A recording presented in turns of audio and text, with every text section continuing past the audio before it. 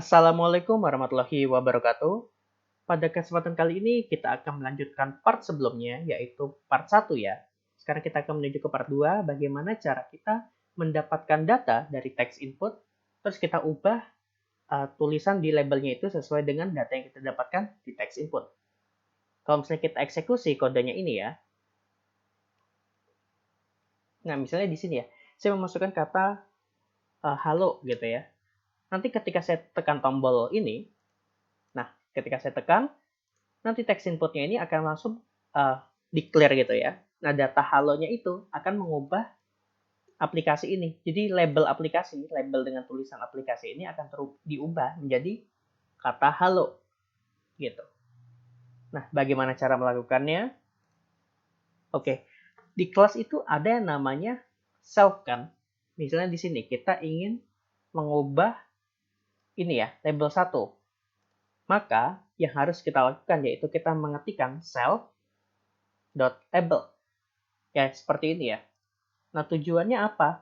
Kenapa kita membuat menjadi seperti ini? Jadi, variabel label 1 harus kita ubah menjadi self dulu. Self.label 1. Kalau misalnya kita mempelajari tentang ini ya, misalnya ya, X adalah 0.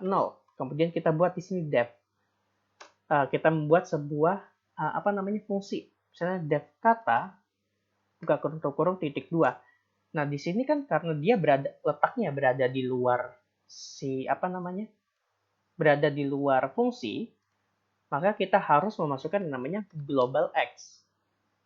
Nah, tapi kalau misalnya di kelas, dalam bentuk kelas seperti ini, kita harus menyatakannya sebagai self, gitu. Jadi self ini membuat dia menjadi global, tidak hanya berada di dalam satu fungsi seperti ini. Oke? Oke, biar lebih paham lagi, tadi kan kita udah buat di sini ya, self.label1 sama dengan ini, gitu kan. Kemudian kita buat def.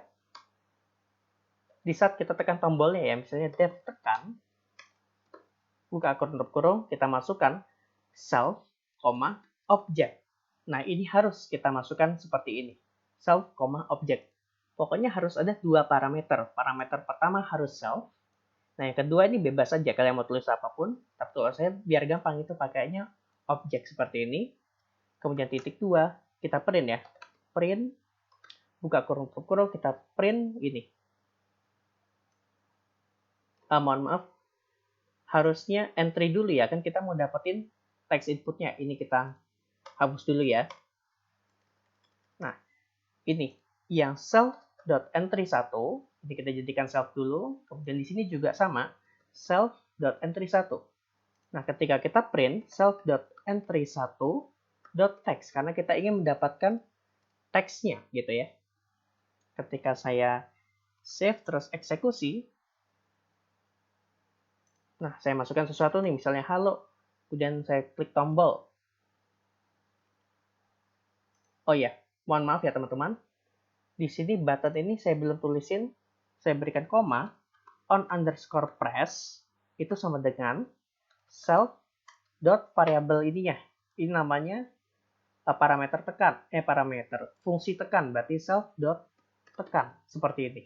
Kemudian kita save. Kita eksekusi. Nah, ketika saya memasukkannya, nih ya, nanti ada muncul kata di sini. Misalnya saya ketikkan halo, tombol. Nah, bisa dilihat ya teman-teman, di CMD saya ada kata halo. Ini misalnya saya kasih lagi hi atau halo dunia, seperti biasa ya, pembelajaran Python kan halo dunia. Halo dunia. Nah, bisa dilihat ya, sudah masuk. Nah, sekarang karena kita sudah mendapatkan caranya tadi ya, untuk mendapatkan data dari text inputnya, sekarang kita akan ubah label ini. Karena kita mau ubah, jadi kita harus menjadikan self dulu, self.label1, berarti di sini juga self.label1. Nah, di sini berarti kita cuma ubah seperti ini ya, teman-teman.